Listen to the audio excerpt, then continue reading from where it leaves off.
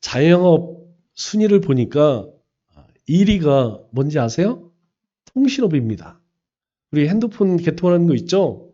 이게 자영업 1등이에요. 2등이 한식입니다. 식당이죠? 3위가 부동산. 저는 공인중개업소가 그렇게 많은지 몰랐어요. 그리고 4등이 미용실입니다. 그러고 보니까 우리 교회 주변에도 미용실이 몇 개가 있어요. 그리고 5등이 커피 전문점입니다. 커피 파는 곳, 카페죠. 우리가 대부분 하루에 한 잔씩은 커피를 마시죠. 우리 젊은 사람들은 대부분 커피를 아침에 한 잔 사서 그렇게 하루를 시작합니다. 그런데 이 커피를 파는 곳을 보면 맛있는 데도 있고 좀 그렇지 못한 데도 있어요. 커피를 맛있게 내리려면 여러분 어떻게 할까요? 많은 사람들이 이야기합니다. 원두를 바꿔야 한다. 원두를 좋은 걸 써야 한다. 또는 어떤 사람은 커피 내리는 머신을 바꿔야 한다. 좋은 기계를 써야 한다. 그렇게 이야기를 하죠. 그런데 이 커피 전문 바리스타들은 이렇게 이야기를 해요. 물 온도 2도만 달라도 맛이 달라집니다. 그러니까 굳이 원두를 바꾸지 않아도 커피 머신을 바꾸지 않아도 커피 끓이는 물 온도 2도만 바꾸면 커피의 맛이 완전히 달라진다는 것이죠. 즉 대단한 변화가 아니라 작은 조종이 커피 맛을 완전히 새롭게 할 수 있다는 것입니다. 믿음의 성장도 그렇습니다.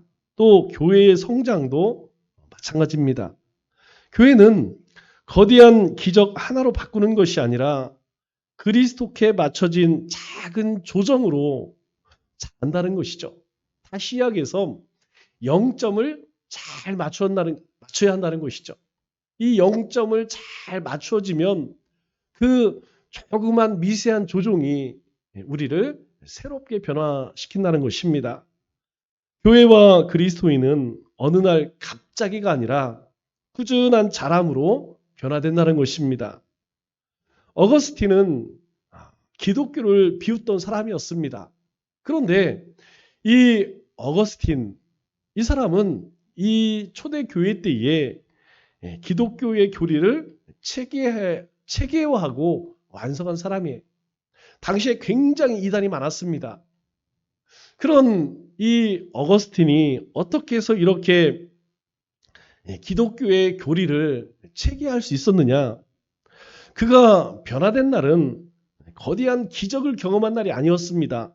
평범한 날 조용한 정원에서 어쩌다 성경을 마주해서 그 성경을 쫙 폈는데 그 성경의 한 문장이 그의 삶을 완전히 바꾸게 되었습니다.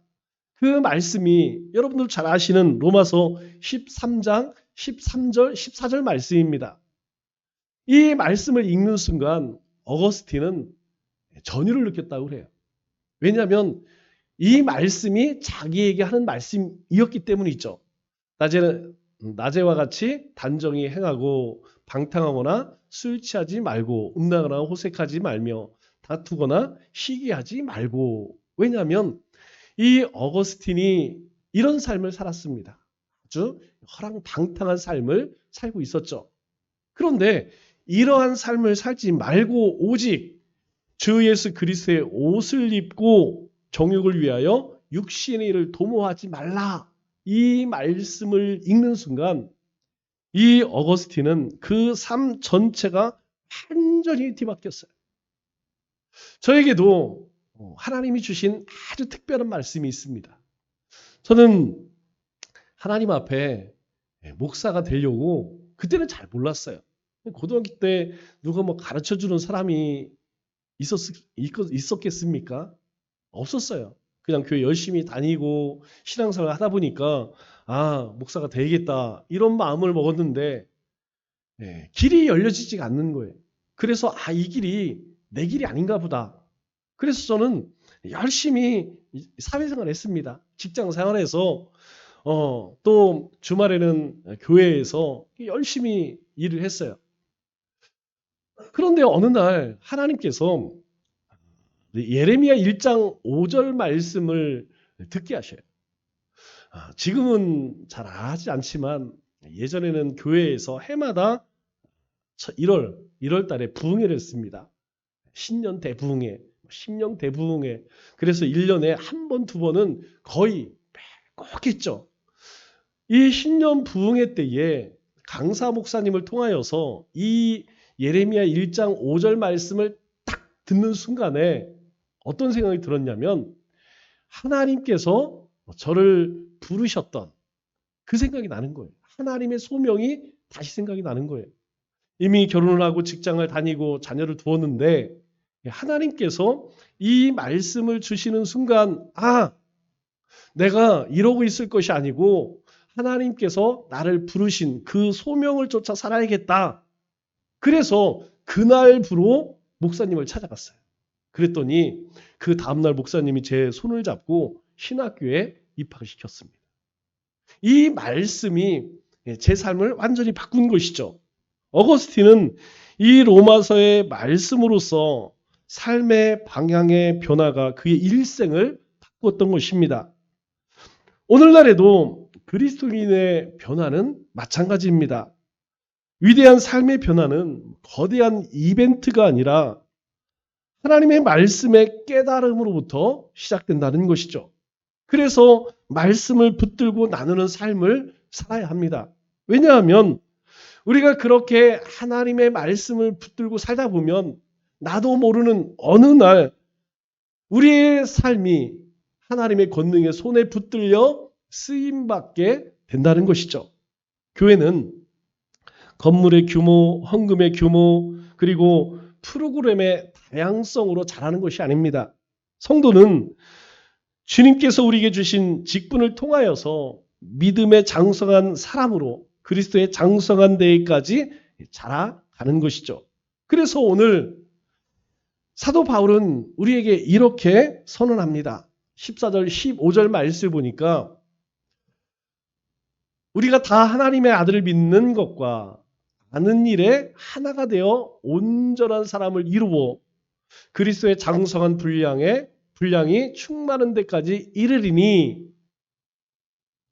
14절에 이는 우리가 이제부터 어린아이가 되지 아니하여 사람의 속임과 간사한 유혹에 빠져 온갖 교훈의 풍조에 빌려 요동하지 않게 하려 함이라. 이렇게 우리에게 말씀하십니다. 즉 그리스도인의 성장은 분명한 목표가 있다는 것이죠. 그 목표가 무엇이냐? 많은 일을 하는 것, 많은 사역하는 것, 많은 활동을 하는 것이 아니라 그리스도께로 성장하는 것이라고 우리에게 말씀합니다. 그리스도인은 이미 완성된 존재가 아니라 자라가는 존재라는 것이죠. 오늘 성경은 그 자람의 경로와 그 자람의 이유와 그 자람의 방법을 우리에게 말씀해 주고 있습니다. 그리고 그 핵심은 이렇게 정리가 되죠.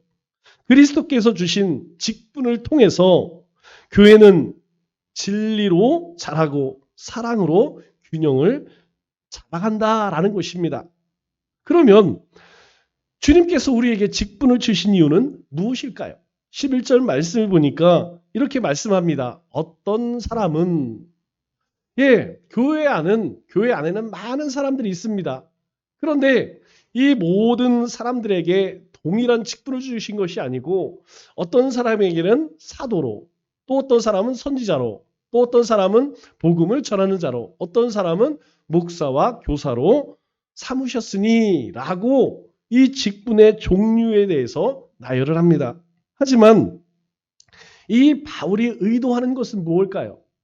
이 바울이 의도하는 것은 이 직분들은 결국 우리를 그리스도께로 자라게 하기 위한 도구라는 것입니다. 다시 말하면 이 직분의 존재는 우리의 권위를 나타내는 것이 아니라 바로 성도로서 세우기 위함이다라는 것이죠.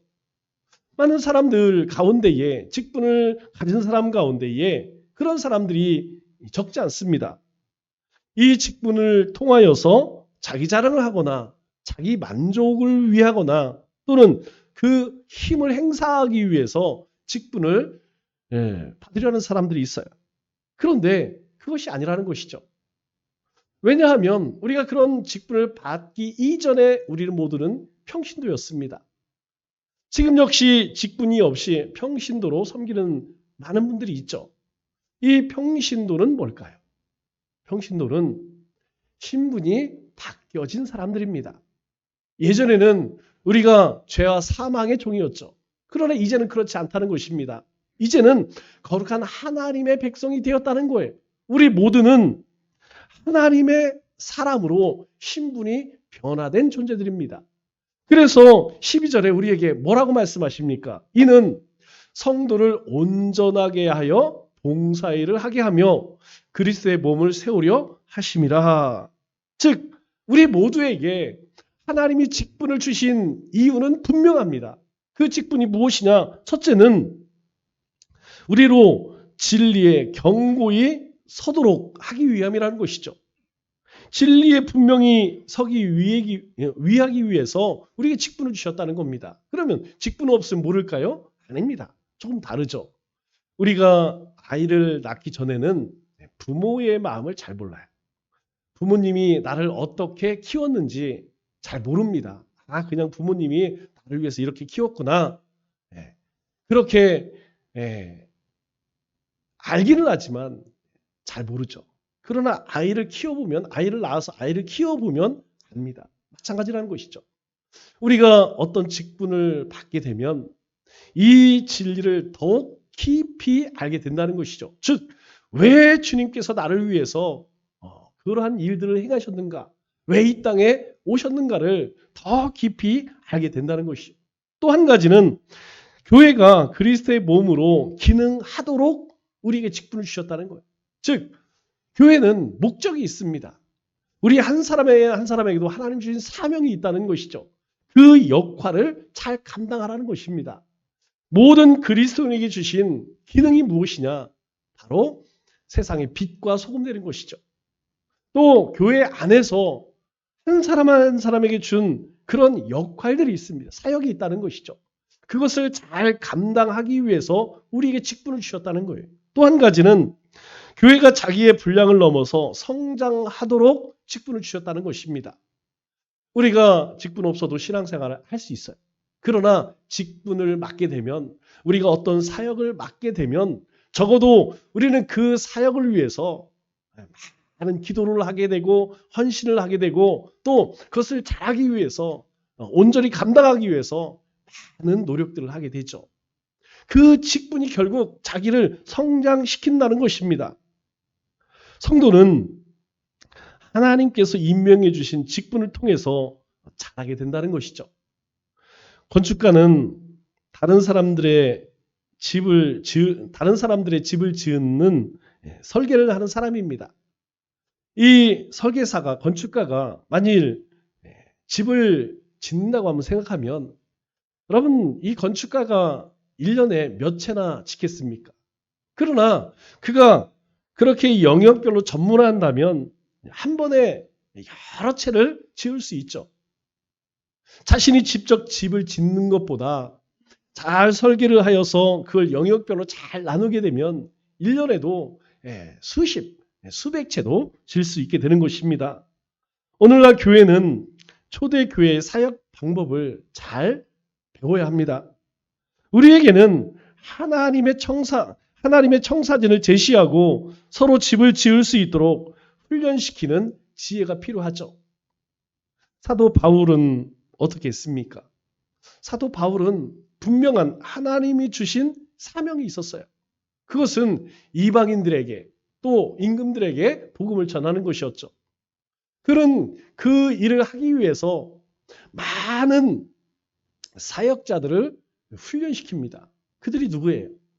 우리가 잘 아는 디모데, 실라, 마가, 누가, 이와 같은 사람들을 잘 훈련시켜서 좋은 일꾼들로 사역자로 그렇게 세웠죠. 덧붙여 말하면 건축가는 다른 건축가를 훈련시켜야 한다는 것입니다.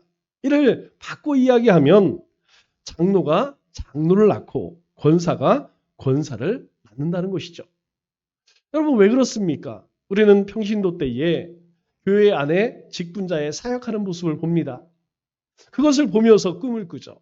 나도 저 집사님처럼, 나도 저 권사님처럼, 나도 저 장로님처럼 일하고 싶다라고 하는 그런 마음을 품게 됩니다. 즉 보여진다는 것이죠. 이 직분자의 삶이 보여지게 되면 그 보여짐으로 인하여서 누군가는 또 꿈을 꾸게 되고 또 그러한 사람으로 자라가게 된다는 것입니다. 왜 새끼는 어미의 젖을 먹어야 할까요?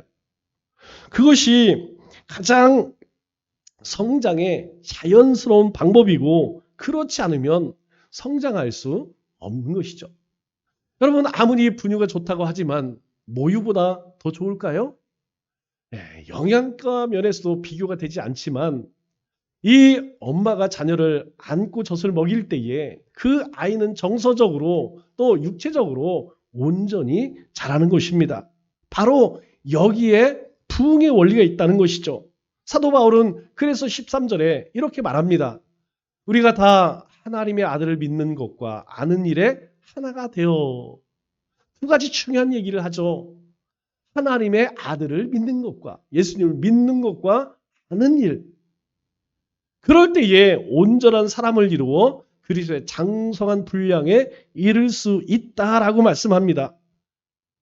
이 궁극적인 목표가 무엇입니까? 왜 우리가 그리스도를 잘 믿고 잘 알아서 온전한 사람으로 그렇게 성장해야 할까요? 다름이 아닙니다. 궁극적인 목표는 바로 예수님을 닮아가는데 예수님만큼 자라가는 데에 있다는 것이죠.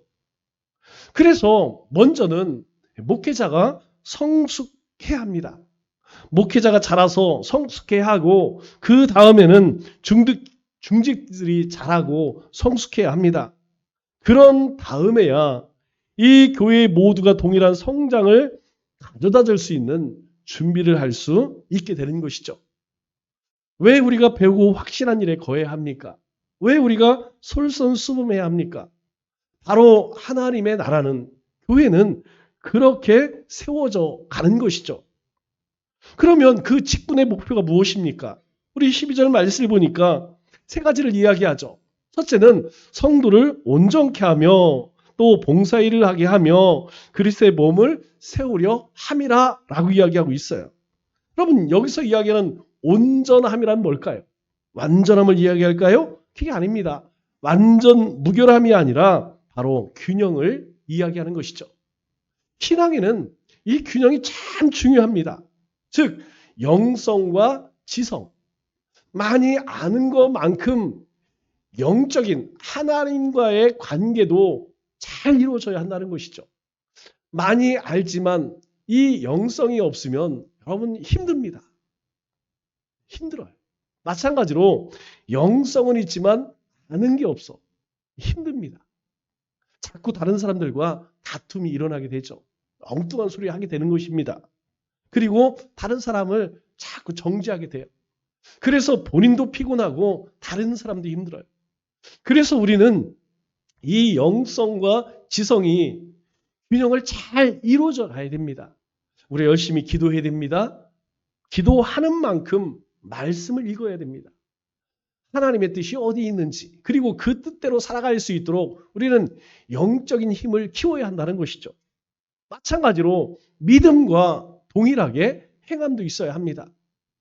우리가 믿음이 있다면 우리는 반드시 그 믿는 것을 우리의 삶 가운데 행할 수 있어야 한다는 것이죠. 여러분 우리 신앙생활 가운데 이 꼴불견 중에 하나가 무엇입니까? 믿음은 있어 보여. 그런데 입으로만 해. 여러분 단맛이에요. 싫습니다. 입으로만 해. 입으로만. 거꾸로 열심히는 해. 뭔가 열심히 해요. 그런데 믿음이 없어. 여러분 그 일에는 열매가 없습니다. 그렇기 때문에 이 믿음과 행함이 잘 균형을 이룰 수 있어야 한다는 것이죠. 마찬가지로 은혜와 공의도 균형을 이뤄야 합니다. 우리는 분명 은혜로 살아가는 사람이에요.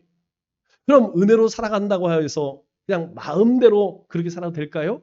아닙니다. 반드시 하나님의 공의를 쫓아야 한다는 것이죠. 그러면 공의만 쫓으면 어떻게 될까요? 사람이 은혜가 없어요. 메마릅니다. 그래서 주위에 사람이 없게 되는 것이죠. 이렇게 우리의 삶에는 하나님의 말씀과 함께 우리의 삶에 행함이 있는 이 균형이 적절하게 잘 균형을 맞춰야 한다는 거예요. 이것이 성경이 말하는 온전함이라는 것입니다. 한쪽으로 치우치지 않은 장성한 사람의 균형을 의미합니다. 교회는 소비자로 채워지는 곳이 아니라 봉사자로, 헌신자로, 그리고 사명자로 세워지는 곳입니다. 그래서 직분은 사역자가 더 많이 일하게 하는 도구가 아니라 성도가 되게 하는 일종의 장치라는 것입니다. 만일 목회자와 몇 사람이 일하는 그런 교회는 어디를 가보아도 절대로 잘하거나 부흥할 수가 없습니다. 교회는 성도 한 사람 한 사람이 나는 주님의 몸을 세우는 지체다라고 자각할 때에 성장하게 되는 것이죠. 우리가 신장 이식을 한 환자가 있었습니다. 그 수술을 앞둔 이 환자에게 의사가 이런 이야기를 해요. 반은 제가 합니다. 그러나 나머지 반은 당신과 당신의 의지가 해야 합니다. 즉, 이 신장 이식 수술, 여러분 쉬운 게 아니죠. 일단 이 신장이 맞는 것 구하기도 어렵습니다. 여러분 신장이 나빠지면 투석을 해야 되죠. 투석을 해보신 분으로 합니다. 여러분들도 보셨을지도 모르겠어요. 장모님이 8년을 투석을 했습니다. 일주일에 4번을 해요. 여러분 이게 얼마나 고단한 일이냐면 투석을 하는데 4시간이 걸려요. 4시간을 하고 나면 끝날까요? 아닙니다. 피를 다 걸러냈기 때문에 나머지 4시간은 꼼짝을 못해요. 쉬어야 됩니다. 아침 오전에 투석을 하면 오후에는 움직이질 못해요. 그 다음날 이제 못했던 일들을 합니다. 그러면 그 다음날 또 가서 해야 돼요. 그러면 여러분 어디 여행을 할 수 있을까요? 못합니다.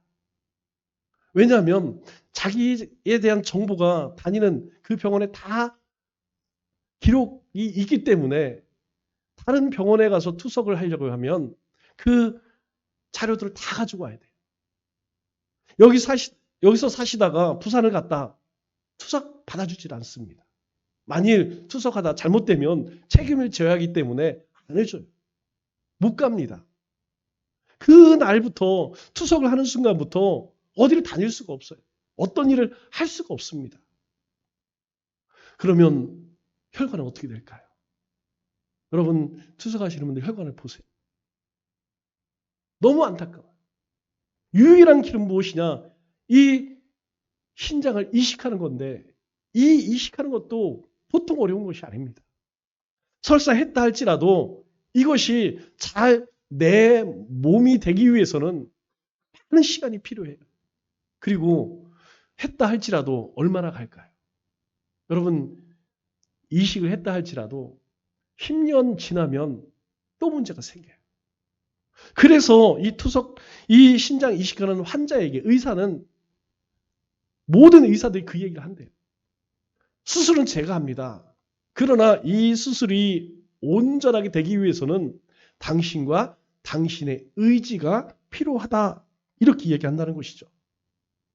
아무리 의사가 수술을 잘했다 할지라도 자기 자신이 잘 관리하고 그리고 의지를 갖고 온전히 회복되어지지 않으면 그렇게 잘 지키지 않으면 이 신장이식이 의미가 없다는 것입니다. 교회도 마찬가지라는 것이죠. 이 목회자가 맡은 영역이 있지만 공동체의 진짜 성장은 몸 전체가 같이 움직일 때 일어난다는 것입니다. 오늘이 11월 16일이죠. 이제 2025년이 12월 한 달과 23일, 30일 이제 5주밖에 남지 않았어요. 연말이 되면 목회자가 항상 가장 걱정하는 게 뭘까요? 바로 직분자를 세우는 것입니다. 여러분 이미 2026년 모든 계획들이 다 세워졌어요. 무엇을 추구할 것인가? 그리고 어떻게 할 것인가? 누구를 통해 할 것인가? 기본적인 계획들을 다 세웠습니다. 이것은 우리가 하나가 될 때 이루어질 수 있는 계획입니다. 아무리 좋은 계획을 세웠다 할지라도 여러분 연말에 가장 두려운 말이 그거예요. 저 못하겠습니다. 저 관둘래요. 여러분 제 마음속 솔직한 심정은 그거예요. 하기 싫으면 하지 마세요. 제가 극티라고 그랬죠? 극티의 티. 마음속으로는 하기 싫으면 하지 마세요. 그런데 그럴 수가 없어요. 왜냐하면 제 직분은 목회자이기 때문에 그렇게 이야기할 수가 없습니다. 그래도 한번 해보세요라고 이야기해요. 왜 그럴까요? 왜 힘에 부치지만 한번 더 해보세요라고 권면할까요? 여러분 그 맡은 직분이 없다면 그 사역이 없다면 여러분 그분의 신앙생활 안 됩니다. 저를 위해서 하라는 것이 아니고 당사자 본인을 위해서 하라는 거예요. 여기 계신 모든 분들이 다 마찬가지입니다. 여러분들이 주어진 직분이 있고 맡은 사역들이 있습니다. 여러분 그 직분자가 없고 그 사역자가 없다 해서 교회가 멈출까요? 아닙니다. 하나님의 교회는 아무 문제 없어요. 그런데 그 직분을 통하여서 그 사역을 통하여서 하나님은 그 삶 속에 이 공동체 가운데 하나님의 일을 보여주십니다. 누구에게 은혜가 되는 것입니까? 자기에게 은혜가 된다는 거예요. 그 일이 있기 때문에 그 직분이 있기 때문에 우리는 하나님의 살아계심을 경험한다는 것입니다. 하나님의 인도하심을 경험한다는 것이에요. 그러면 교회는 그리스도인은 어떻게 성장할까요? 15절 말씀을 보니까 우리에게 이렇게 말씀합니다. 오직 사랑 안에서 참된 것을 하여. 여기서 참된 것이 무엇입니까? 세상에 참된 것은 하나밖에 없죠. 바로 진리입니다. 그 진리는 예수 그리스도를 의미하는 것이죠. 사랑과 진리. 아주 중요한 말씀을 합니다. 바로 이 교회는 그리스도인은 어떻게 성장하느냐? 바로 사랑과 진리, 진리와 사랑 가운데 성장한다라고 말씀합니다. 이 두 가지는 어느 하나만 강조하면 신앙은 왜곡되거나 변질되어질 수밖에 없어요. 이 진리와 사랑은 균형을 잘 이루어야 합니다. 다시 이야기해서 말씀과 행함, 말씀과 그리고 그 사랑. 다시 이야기해서 툴과 내용, 형식과 내용을 이야기하는 것이죠. 진리만 강조한다면 여러분 어떻게 될까요? 여러분 진리는 말씀은 마치 칼날과 같아요. 말씀만 있으면 말씀만 강조하면 너무나 날카로워서 여러분 그 칼날에 살아남을 자가 없습니다. 그러면 사랑만 강조하면 기준이 없어서 방향을 잃을 수밖에 없다는 것이죠. 그래서 이 진리와 사랑은 균형을 잘 이루어야 합니다. 마치 이것은 우리가 자전거를 타보면 알아요. 여러분 자전거를 탈 때 핸들을 너무 세게 잡으면 여러분 어떻게 될까요? 자빠집니다. 그렇다고 너무 힘을 빼도 쓰러집니다. 균형은 힘이 아니라는 것이죠. 힘 조절을 잘 하는 것, 이것이 바로 균형이라는 것입니다. 우리가 자전거를 잘 타기 위해서는 세 가지를 잘해야 돼요. 첫째는 기본적인 자세를 잘 잡고 그리고 시선을 앞에 고정하고 그리고 속도를 유지해야 합니다. 여러분 이 세 가지가 잘 맞을 때에 넘어지지 않고 잘 나갈 수 있어요. 우리가 앞으로 힘차게 달리는 자전거가 넘어질까요? 여러분 힘차게 달리는 자전거는 넘어지지 않습니다. 달리지 못하는 자전거는 넘어질 수밖에 없는 것이죠. 교회도 마찬가지입니다. 우리가 예수님께 방향을 고정해서 이 진리와 사랑의 힘 배분을 잘할 때에 우리는 점점점 잘하게 되는 것이죠. 점점점 성장하게 되는 것입니다. 그래서 먼저는 우리의 하나님께 우리의 시선을 고정하는 것이 중요하고 이 진리와 사랑으로 열심히 달려가야 합니다. 그래서 사도 바울이 결론적으로 우리에게 말씀하는 것이 무엇입니까? 사랑 안에서 참된 것으로 그에게까지 잘할지라. 그렇게 진리와 사랑의 균형을 잘 이룰 때에 우리가 예수 그리스도에게까지 잘한다라고 이야기합니다. 그렇다면 우리에게 부족한 건 뭘까요? 여러분에게 부족한 것이 무엇입니까? 진리가 부족한가요? 아니면 사랑이 부족한가요? 사랑이 부족할 수 있습니다. 아니면 진리가 부족할 수 있어요. 내 신앙이 자라지 않거나 뭔가 문제가 있다면 이 두 가지 가운데에 균형이 밸런스가 맞지 않다는 거예요. 만일 진리가 부족하면 어떻게 해야 할까요? 배우고 확실한 일에 거해야 합니다. 여러분 특별히 여러분들이 진리에 대해서 알지 못하는 것이 있다면 요청하셔야 돼요. 무엇을 가르쳐 주십시오. 말씀을 가르쳐 주십시오. 교리를 가르쳐 주십시오. 전도를 가르쳐 주십시오. 그리고 이단에 대해 가르쳐 주십시오.